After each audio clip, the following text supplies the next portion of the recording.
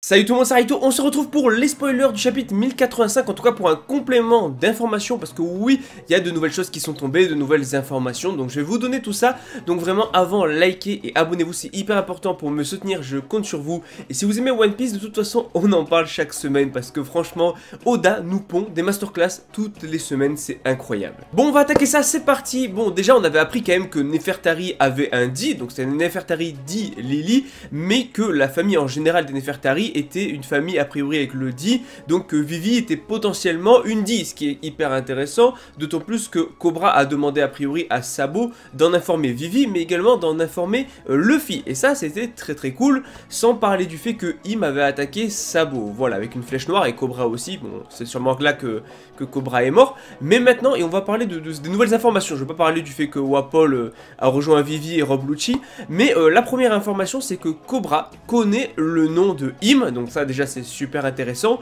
et il semblerait qu'il soit l'un des 20 rois. Quand je dis roi, c'est roi et reine, et a priori ça ne serait pas Lily du coup, puisqu'effectivement Im c'était le nom d'un autre roi, donc il y aurait un des 19 autres rois ou reines qui aurait pris le contrôle, peut-être une fois que les autres seraient morts ou je ne sais quoi, mais ça ne semble pas partir dans la direction justement de Im égale Lily, puisque Im était bien un ancien roi et pas Lily, donc bien sûr on parle d'un autre roi. Donc la théorie de Lily qui paraissait beaucoup trop évidente, hein, voilà, on peut clairement l'enlever, et en vrai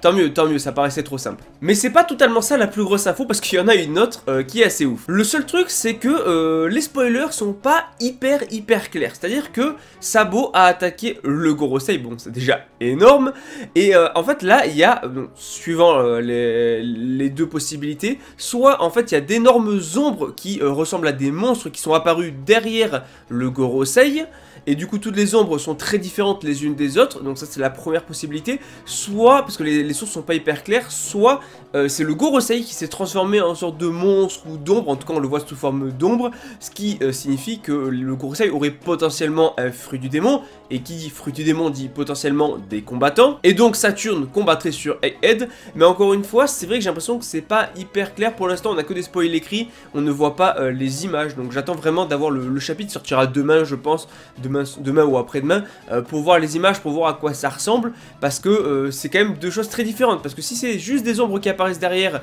ça pourrait être très bien les chevaliers divins ou autre chose, et si jamais c'est vraiment le Gorosei, ces ombres là, ça veut dire que le Gorosei sont des combattants. En fait dans un cas comme dans l'autre, bah, c'est hyper intéressant, et ça apporte pas mal de choses finalement, ce qui peut se passer par la suite. Donc je voulais quand même en parler, faire une petite vidéo, elle est très courte, hein, mais histoire de rajouter un petit peu le complément d'informations. Si vous voulez du coup les autres informations, allez voir ma dernière vidéo spoiler, et vous regardez les deux, vous avez toutes les informations du coup. En tout cas, on se retrouve très bientôt pour la review, j'ai trop hâte parce que encore une fois, Oda nous régale.